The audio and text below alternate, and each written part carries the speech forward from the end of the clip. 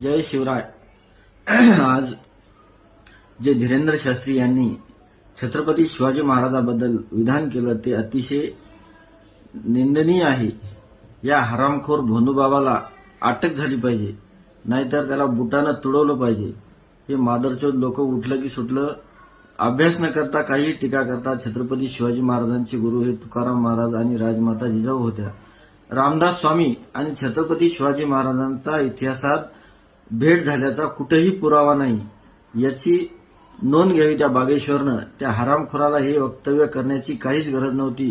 त्याच्या तोंडाला जो कोणी काळं फासेल त्याला माझ्यातर्फे 1,00,000 रुपये बक्षीस देण्यात येईल आणि त्या हरामखोराला पायानं तोडण्यात येईल, दिसल तिला तोडण्यात येईल. त्याला सरकारने ताबडतोब अटक करावी आणि त्याच्यावर गुन्हा दाखल करावा ही आमची मागणी आहे. जय शिवराय, जय शंभूराजे.